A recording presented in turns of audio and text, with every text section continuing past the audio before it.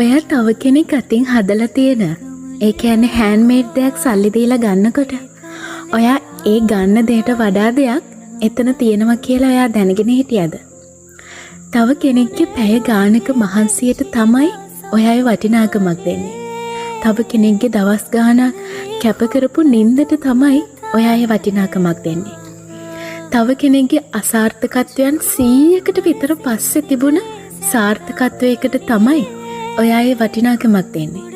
තව කෙනෙක් ජීවිතේ ගොඩනගා ගන්න කරන උත්සාහයට තමයි ඔයාගේ වටිනාකමක් දෙන්නේ.